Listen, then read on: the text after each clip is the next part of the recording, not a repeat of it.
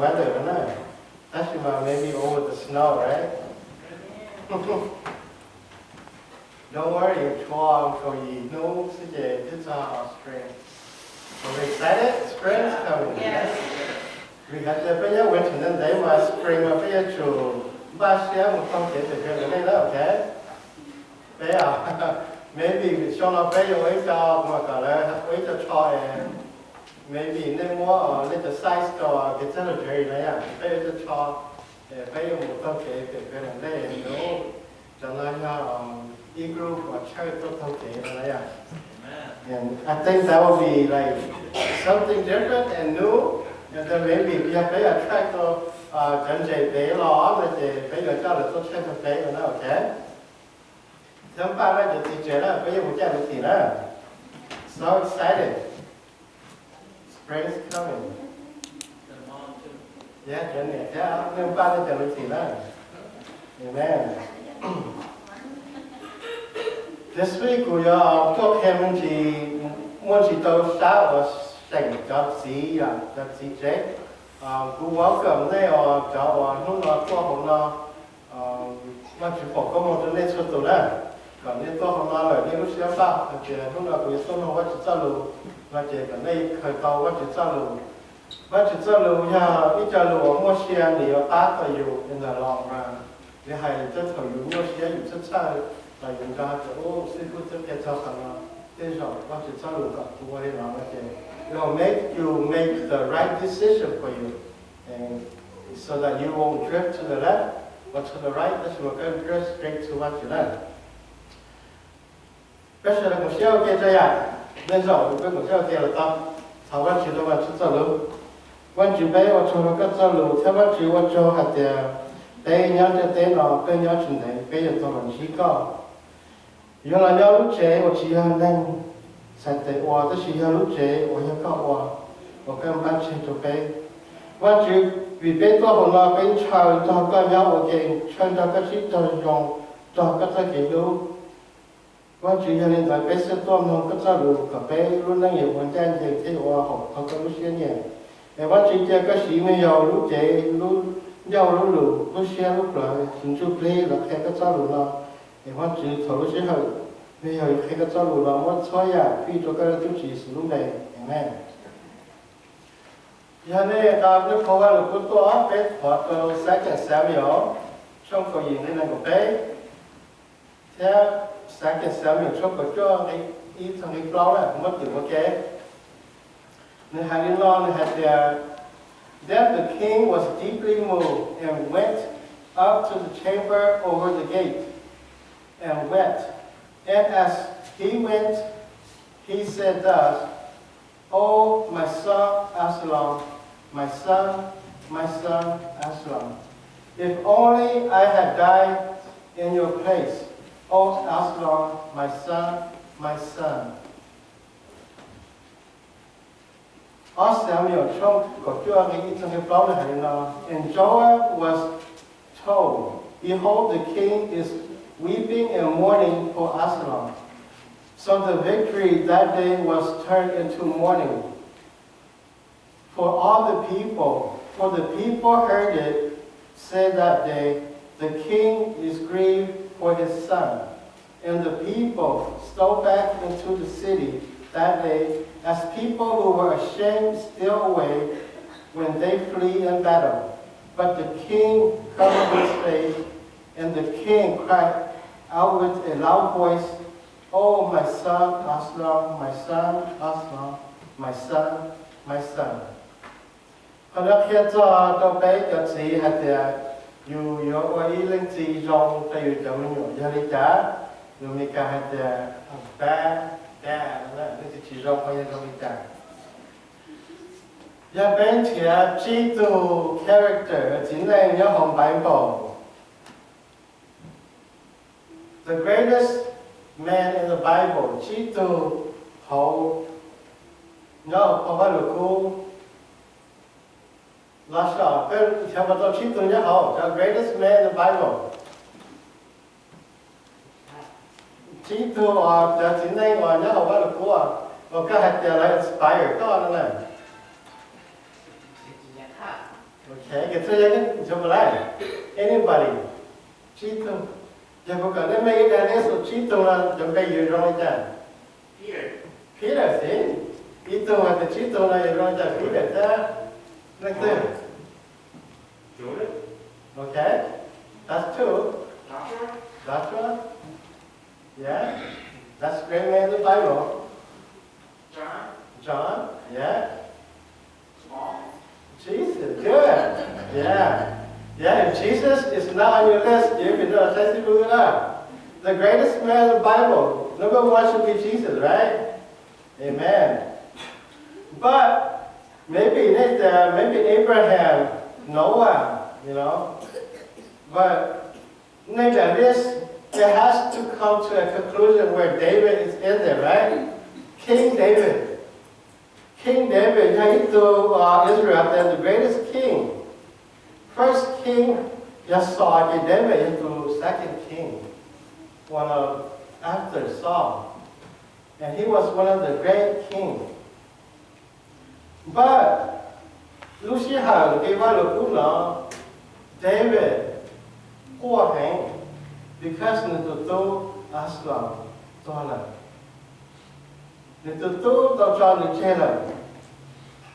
David is a great king because when you find David, David is a man seeking God's heart. Người hay tu chính này còn sẽ văn chữ lúc lại sẽ văn chữ lúc sẽ văn chữ lúc chả. Người thầu em tu lùa vì người cho kiến tranh văn chữ người sẽ mà su yang Goliath. He is a great man. David is the guy that brings back the Ark of Covenant. And we have to tonight on vision. You build what you look for, Jay. That's what you don't have that's the right time for that to build. But we have to architect or vision for what you. David also had to name what you, for what you. He will praise God and to name the praise what you. And the kind of later praise what you. He is one of the greatest man. And right now, Israel, the key, is the Star of David. This symbol, the Israel, the key, is the Star of David. Jerusalem is also known as the holy city of David.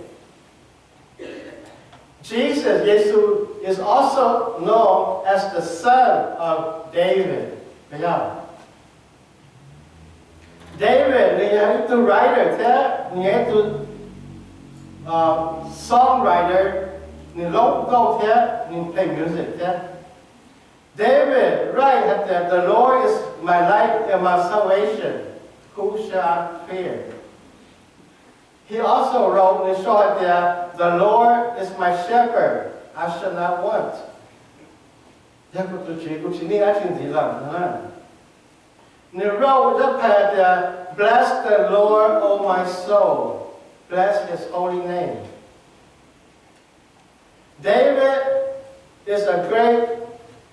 God praiser and worshiper. Nếu hãy vẫn chỉ hành chân đó. Chỉ muốn từ only David. But there are many things King David is good at. Nếu kênh phải vẫn chữ, nếu kênh way to military man, cho nên một sĩ tòa, nếu kênh hay to architect, vẫn chữ tổ chế. And David is good at a lot of things. But one thing David is not good at. He's good at raising the children. You forgot about raising the children. Okay? That's one thing he lacked. Because you have to teach, you have to learn, and you title everything one day before you have children. Maybe you done here before you have children. Yeah, I know and what you should train your child. They can learn grow up. Just don't think in dancing. Lucy had not been found out. You have the name of Jay, name was she had, name of Second Samuel. chapter của bé trong cái của Chúa nay yêu bao David has story và của hạt người chỉ ấy tôi cái father has story là người phi là hạt David hay tôi king với tôi văn chữ lúc xưa hàng đời các king mà lớn mua lần đầu tụ quan niệm lớn mua lần đầu tụ quan niệm thì David là mua lần đầu tụ quan niệm thế vì hạt lớn mua lần đầu tụ quan niệm cho nên tụ quan niệm đó nó dùng tao Scherlom thế dùng xài thay mà cái tụ niệm đó nó dùng tao tụ tu á chỉ là ít tu Anna the Anna người fall in love so người to half sister và ya Scherlom to blood sister thế mà cái mỗiinu người sẽ thế mà tua cho tận cái không người trả cái nữa người to half sister mà người to half sister mà cái Scherlom và ya thế mà to blood brother chị anh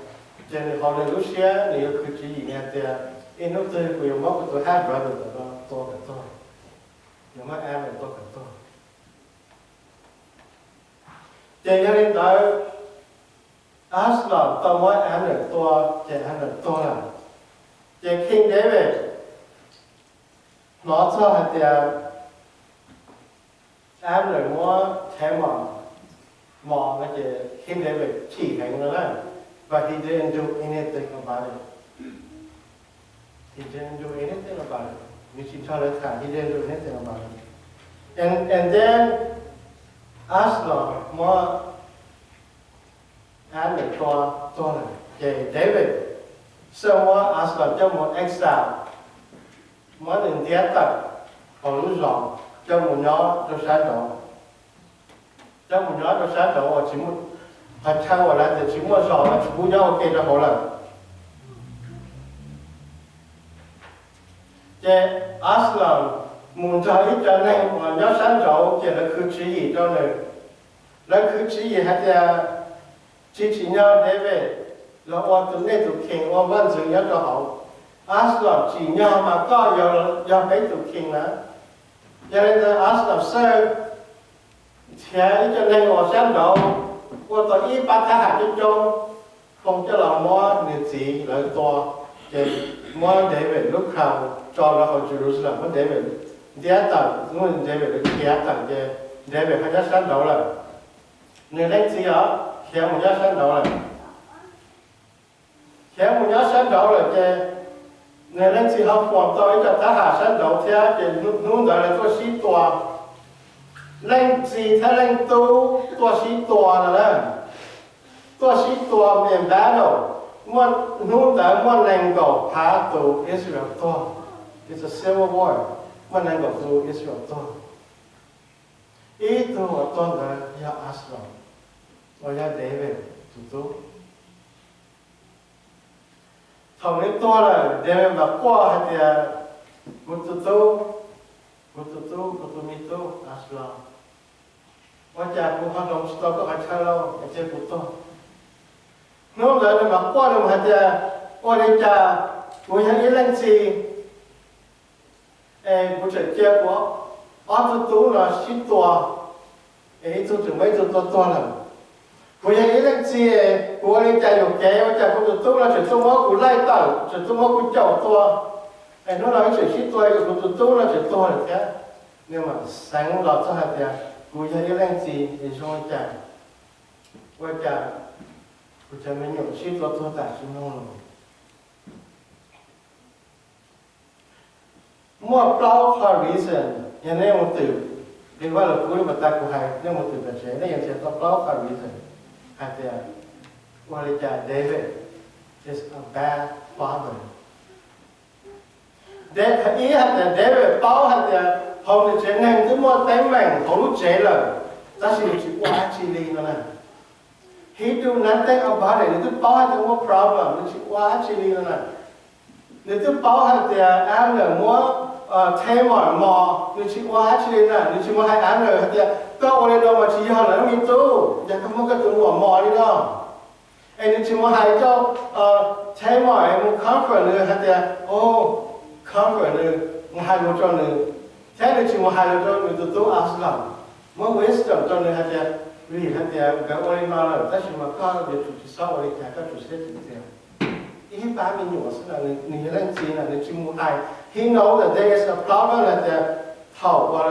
thầu ăn rồi mỗi người mà thế mà King David chỉ cơ tất nhiên mà là chỉ xin là chỉ qua chỉ đi that means he never talked to them he never encouraged them or gave them wisdom kalau chỉ sao quan gì là he leaves it alone người kia là ôi là nhẹ qua xứ là he leaves them to themselves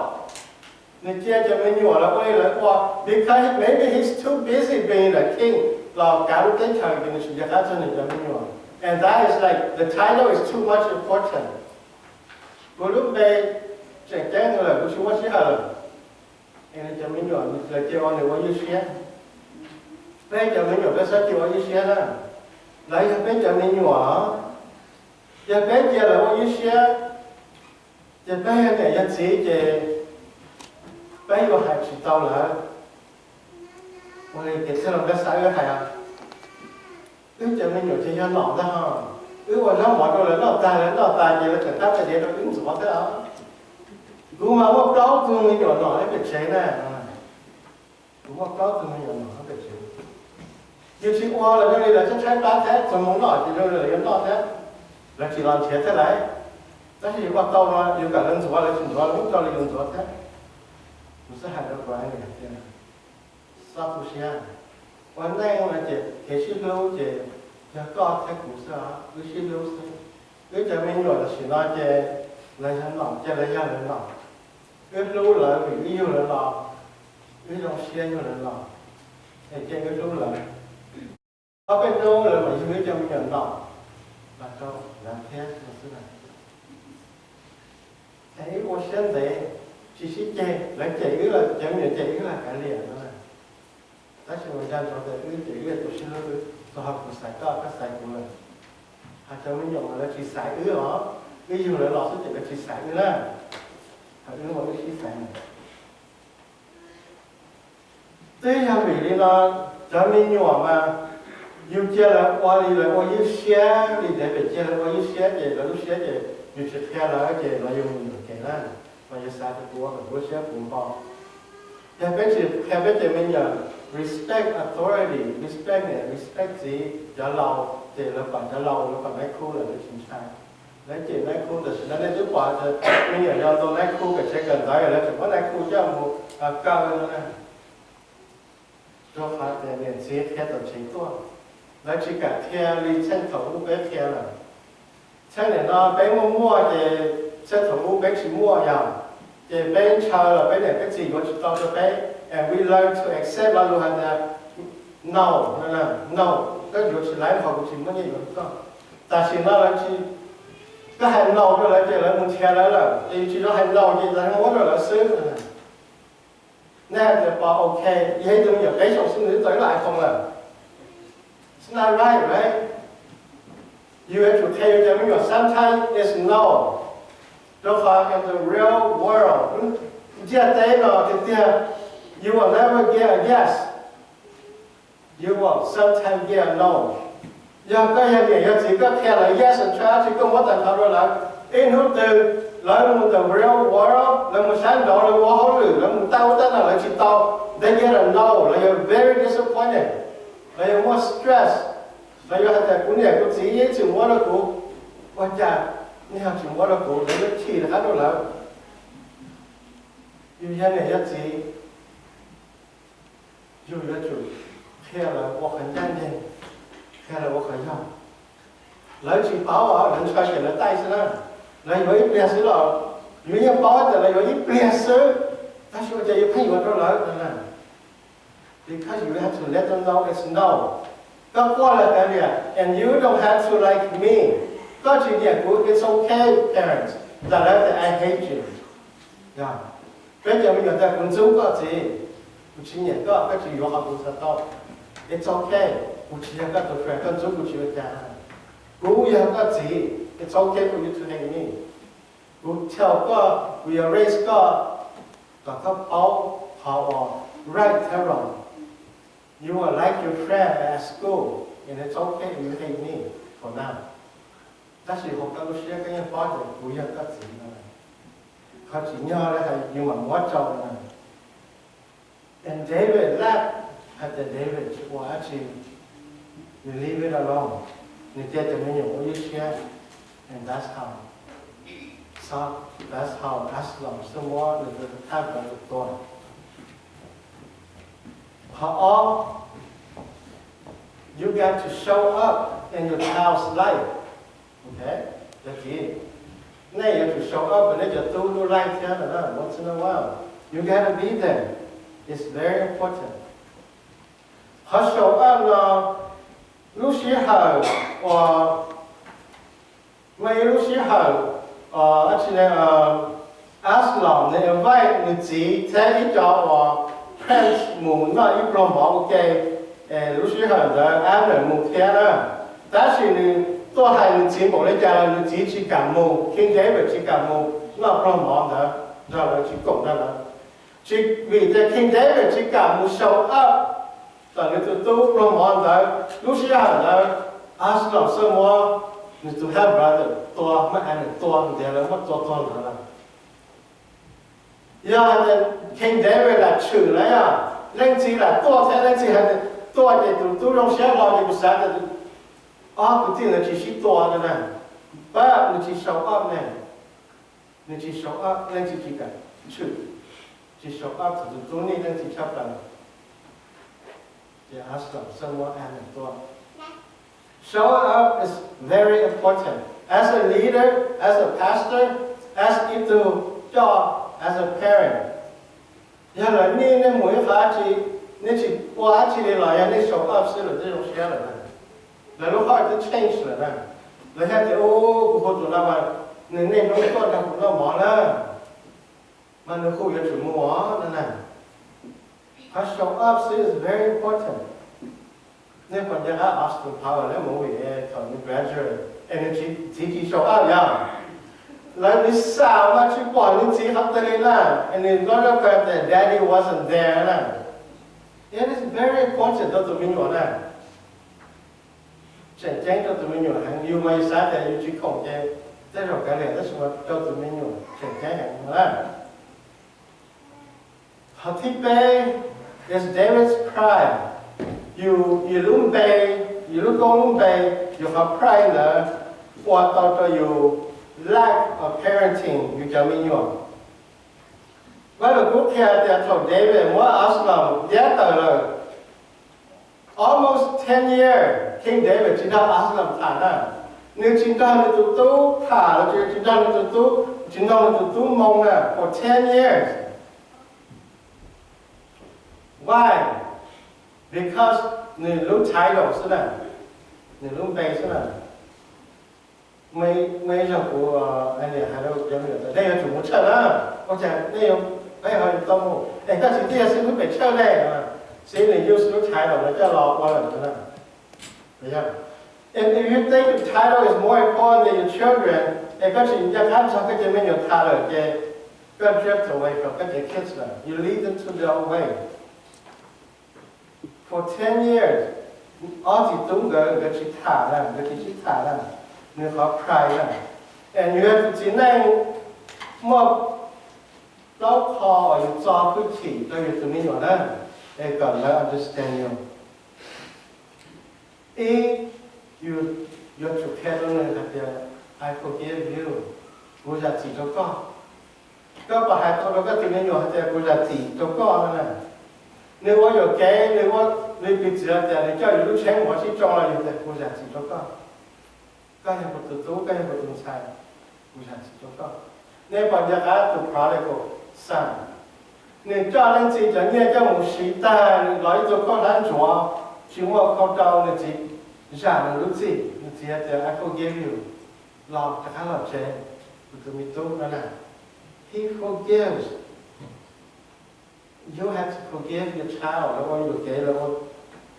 he, or she hold it's your child.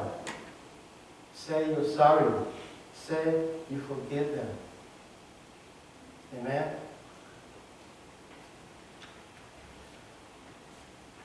How are you there? Say you're sorry. You haven't seen like that. I'm sorry. No. You say like that. I'm sorry. Lord, I forgive you and I'm sorry. I am proud of you. You have to carry to me. I am proud of you. 我夸个很，在你我有经济夸经济路了，在我夸个很，看到我到这来就中些了。因为你那只还在你都我夸个很，他不中些。你本着阿头主耶稣，我走在เขาจะยกอะไรเลยไอ้วัดจีนเนี่ย This is my son, who I am well pleased. ตัวนี้ก็ตัวตู้ผู้ชมเชื่อขึ้นของเราผู้ชมเชื่อขึ้นของเราแล้วเขาก็จะบอกให้แต่ในโรงแรมของเจ้าเต้ There will be a big task for Jesus. And ในตัวสุดแค่ตัวให้แต่กูเขาก็กูขอก็เห็น So ยังก็ขอก็จะมีตู้ได้อย่างเรา accomplish เราจะนี่แชร์ตัวนี้จะห้องหนึ่งนี่เอาว่าตัวนี้อยากที่ยงแล้วก็ say you proud of him มันอยู่ตรงเสียงพอเรา tell him you love him I love you เขาเลยไม่มาอยู่ให้ชิ้นว่าเกี่ยยังตอนเราเรียนกิจเราสุดท้ายตัวนี้จะเติมมาจะ I love you มาชิ้นว่าเลย但是เขาเลยที่เลยอยู่แล้วก็ยังให้จะมีตัวสุดก็อยู่บนชิ้นจำหมดเลย because of your pride it's easy for the จะก็เรียนมาแล้ว easy นะจะเรียนมาแล้ว easy ยังเรียนจนละหายได้ช่วยเยอะจริงๆมา because of your pride กูยังก็ที่อะไรก็จะ I love you แล้วก็แท้จริงอยู่กับ pride เลยว่าตอนเราอยู่จำหมดหายนะ so you gotta let go and tell them you love them อาจจะก็รู้แล้วเขาเนี่ยยังเขา very powerful word to the children เขาก็รู้แล้วเราเนี่ยมั่วโน้ตยังไงยังเดี๋ยวไปหาเนาะเดี๋ยวไปว่าเปล่าไม่ละเดี๋ยวจะไม่อยู่จะกุศลแต่เราเนี่ยชี้ตัวเลยนะกุศลแต่เราเนี่ยชี้รู้เลยนะ because you're proud of them and you're their father you gotta be there กูชี้ proud แล้วก็ผมมาเกิดเขาโตเรา I am still proud of you you're my son I have to show up ก็ผมข้อเรา I have to show up you're my son กูชี้ว่าก็ push away แล้วก็อยู่ว่าตูนชายว่ากูชี้ approve กูชี้เนี่ยเรา I have to walk down the aisle because I am proud of you that is your choice I'm your father I'm just being a father and I'm proud of you see David แรกจะนอนเลย and for everything else เป็นเพราะแต่เนื้อวันชื่อเนื้อความวันชื่อ it is very very good but เขาปล่อยแต่เนื้อ miss เนื้อ to pass เนื้อเขา passion ตรงนี้ยังไม่อยู่เข้าใจไรเนี่ยมาเนื้อ pass เนื้อเขา character นะตรงนี้อยู่มาตอนนี้เนี่ยจะ character เนาะเขา as a father มันเป็นสายกับเป็น pass เป็นของ passion ตรงนี้ยังไม่อยู่我啦，骗教师，给这种这假这靠车，这不要车，你一啥个变成这样子，这靠车的你天呐，你靠 passion 呐，要你念了呐 ，right? Yes, and if I love fishing, I will pass down to my son, and someday you will love fishing just like me. First thing we did wrong is passive passion, 这个阿特没有，讨论老人老师不是叫人我们这为了东西，但是那老给他靠 passion 人家来给人家搞不对些了。I passed on my passion. David loves God, and he worshiped God, and his passion is to be in the house of God and worship God. But there's nowhere in the Bible that the passion is only and the real which is not asked, which is added, she not have one children. Because she passed the passion on, two one children. And they missed that. Who missed that too? cú mess họ thì cú tư lưu và chỉ sản xuất và chỉ là cú chỉ mình nhiều là cú khe rồi là chỉ nói về nó nhưng chúng ta thànhตัวเสียว่าชื่อ and I'm guilty of that กูยังได้รู้หาเลยกูตัวเนี่ยยังป้อจะได้หาเลย but time after time เราต้องใช้ excuse เจมส์มัวก็หาเลยเจมส์มัวก็ฉี่เราเลยเจมส์ that after like no that's not right เดี๋ยวเดี๋ยวรู้กูช่วยกูเชื่อว่าตัวจริงฉี่กูช่วยได้ because เราจะแก่ตัวสักเจกันแหละที่สุดเลยเจ้าว่าจุดเราตัวเรา and I'm waiting and waiting for the day that ว่าจุดว่าเราหลังนะ and I expect that ว่าจุดว่าเราหลังนะ and that day มากูยังเชื่อกูยังถือก่อนได้ตัวเรากูท้อว่าจุดก่อนเลยกี่นะเจ้าว่าจุดหลังเราจะเจ้าแล้วแต่ก่อนแล้วเราโยงเกี่ยวมาแล้วเส้นแจ้งว่าจุดอะไรว่าจุดช่วยกันยี่ละเส้นแจ้งดีแล้วให้มึงอยู่อะไรตัวเส้นแจ้งแล้วตัวเองวิ่งเส้นแจ้งแล้วจะทำว่าอะไรว่าอะไร because เรารู้ว่าจุดเราเป็นอะไรเราชี้ช่องไม่อยู่ you trying to pass it on เราเคยชี้ต่อมันอีตัวนั้นยาวอีตัวอยู่อีตัวซื้อมาหนึ่งอยู่เนี่ยว่าตัวก่อนแจ้งว่าจุดแต่สิ่งที่รู้ว่าเนี่ยแต่เกิดเสียเองว่าจุดหลังตัวมันนู้นแต่ตัวนั้นเนี่ยเสียตัวนี้ที่เดียวเสียสาวว่าจุดจะเขาหรือที่เดียวเสียสายเทียว่าจุดที่เดียวยังชิมว่าเขาเจอแล้วตัวสองซื้อซึ่งผู้เทศนาได้เราเลยอยู่ที่สองซึ่งผู้เทศนาชุดได้เราแต่เมื่อเราอยากเปลี่ยนซื้อแต่ชิมผู้เจริญเสียชีวิตอะไรเจริญรู้เสียชีวิตเราต้องทำมันต้องเจอจะว่าชุมหลังมันจะเสียจะบุกป่าแต่โอ้ตัวเราตัวมันเชื่อว่าถึงจะว่าชื่อกันเชื่อว่าก็ยินเชื่อว่าก็ยินสันเชื่อใช่ไหม The more blessing you bless, the more you want His blessing. Chúng ta hiểu mà người lo cho chúng mình dùng dưới này. Cái vấn đề là cái xa cả cái theo văn chữ theo, cái xa cả cái cho họ luôn nhanh cho một trường hai được tới theo. Cả cái cho mình tự mình nổi là nông cái lù, rồi họ văn chữ hay là cái chủ truyền cái cho mình nổi. Cái chỉ tham quá làm lòng. Cái chỉ tham quá làm tàu. Cái cho họ lo tên là mà cái trường hợp làมันเราไม่อย่างคุณจะไม่ชอบผมมาคุณทำคุณด้านคุณย้อนซื้อคุณจีชอบcái chơi tàuคุณchơi tụi mẹ được chưaคุณชอบคุณด้านคุณซื้อย้อนซื้อmàคุณเนี่ยcái đó làย้อนซื้อคุณเนี่ยtừ đó là họ do ai chịu non rồi chơi nhưng mình gần á nhưng mình khó khăn lắm có chơi cho mấy người gì đó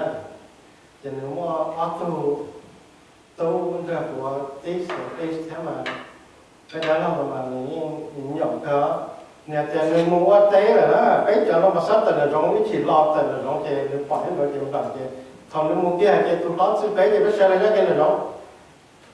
mấy rau cái người mua chỉ ra cá người ta học cá được tiên cái là cá lọt ta chỉ chỉ cho lọt tất cũng kia lọt là cá lọt từ bỏ cái gì là giống người mua cái là dạ người mua cái là chỉ có khai con này có khai con này này có thể này với tâm hồn là rõ là ta chỉ mà đá nó sẽ phép là rõ đá nó không phép là nó cũng làm thế thì con này chỉ mới cũng làm thế này con này sẽ có hai đá đâu ra đó là phải không đấy cho này là sẽ là phải dành từ mình nữa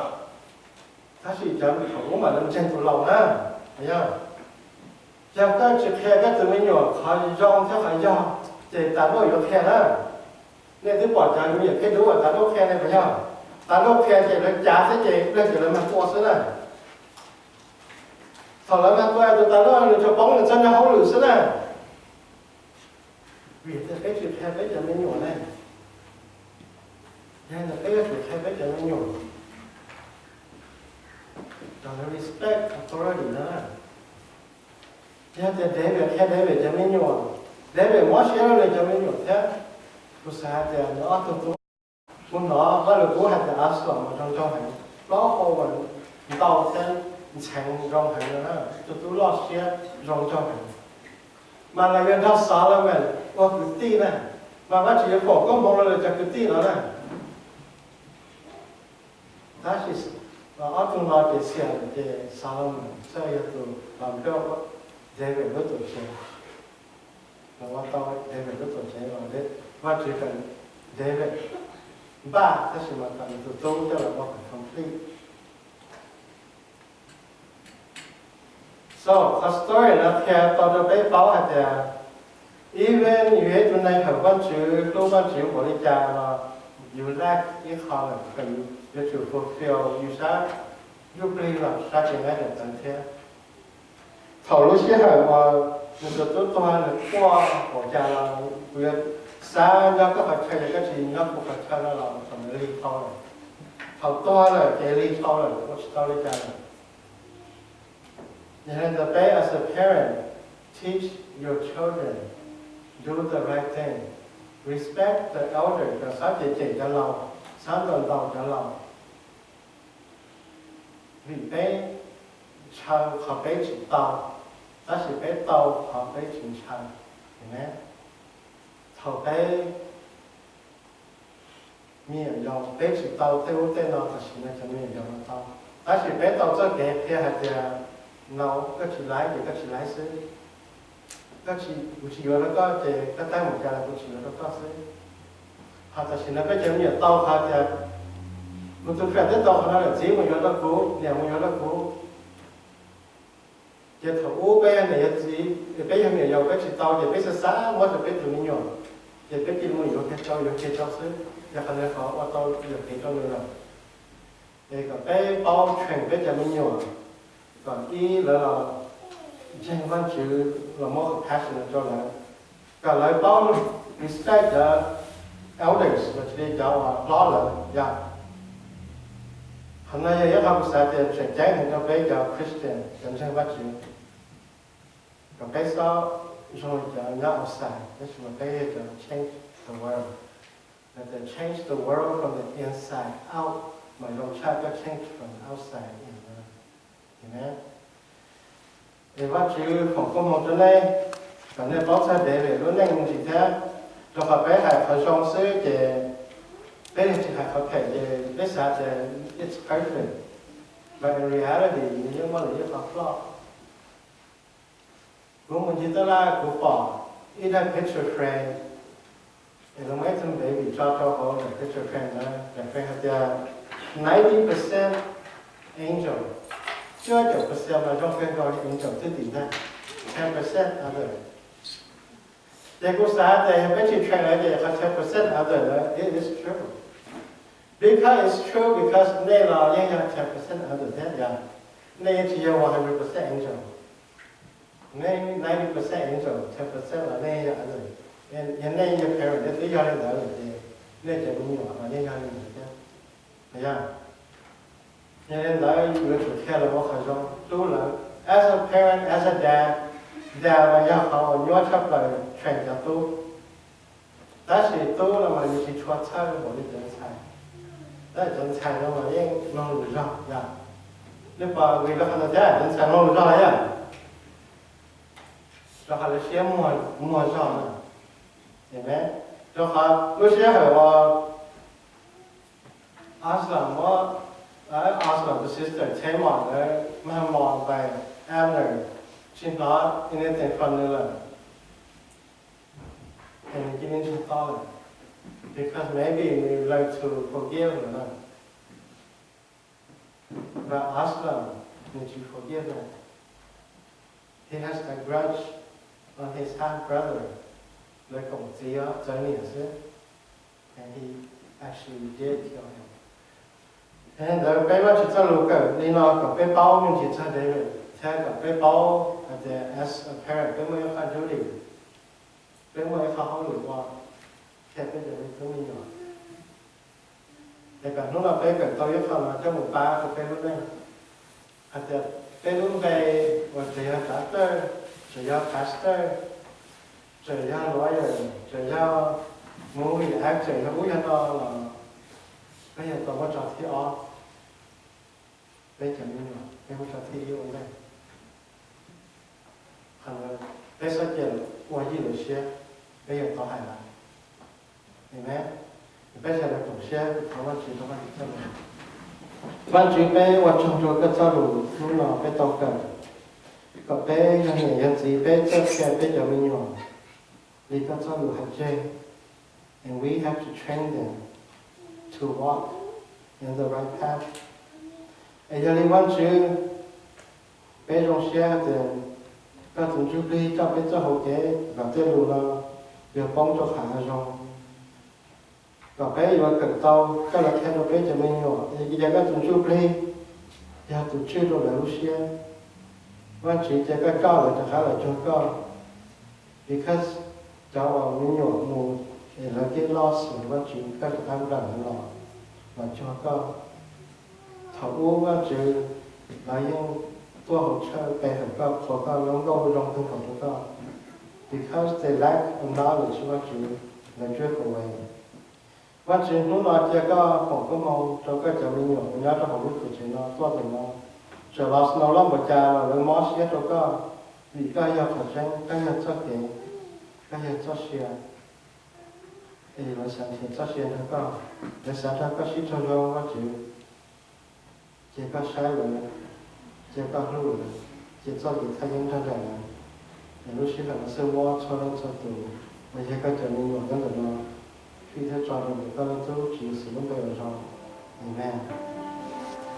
So,